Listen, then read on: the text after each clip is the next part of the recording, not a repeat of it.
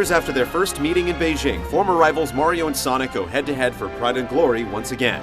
Mario and Sonic at the Olympic Winter Games delivers another multiplayer party with plenty of fan service, but the poorly implemented gesture controls have it missing the metal podium.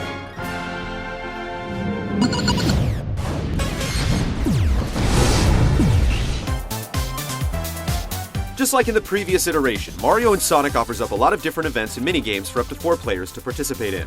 They're the usual suspects based on the Winter Olympics, but aside from a few cheap thrills, they're merely watered-down experiences. There's some effort to keep things fresh with the inclusion of dream events, but they play just like the traditional games, with elements of Mario Kart and other hints of nostalgia mixed in. The heaping helping of fan service, which also draws on games like Super Mario Galaxy and Sonic Adventure, amounts to little more than smoke and mirrors. Aside from participating in the events individually, players can tackle the festival or party games modes. The party games mode masquerades as a unique diversion, but it still primarily relies on the standard experience. The same is true of the festival mode, which is a grind through the various events over the course of a mock Olympics. Even the inclusion of rival duels fails to amount to much. The handful of other distractions thrown your way, such as the ability to spend star tokens earned in events on unlocking extras in the shop, and comparing your best scores and times with others via the online ranking system, do little to make up for the rest of the package.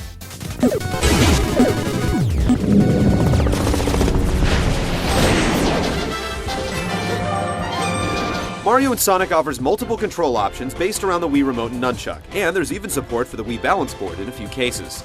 Though the Wii Remote works best, you'll encounter issues with the gesture controls regardless of which scheme you use. Since nearly every event relies on them, this is a big problem. Depending on what event you're playing, the controls can either be unresponsive or overly so. When you're figure skating, for example, the game will sometimes fail to pick up your jumps. Meanwhile, in speed skating, it's way too easy to accidentally trigger a stride. These issues are further compounded by the fact that some on-screen prompts are flat out confusing, and oftentimes completely obscured by odd camera angles. There's no Wii Motion Plus either, so if you're looking for precision, you won't find any here. And therein lays the biggest issue. Most of the events demand a bit of precision. Sure, there's a degree of handicap to compensate for, but for those trying to make any headway in the game, it's a giant bump in the road that will derail the experience. This can't be. Given that this is a sequel, it's even more inexcusable that these wrinkles have yet to be ironed out.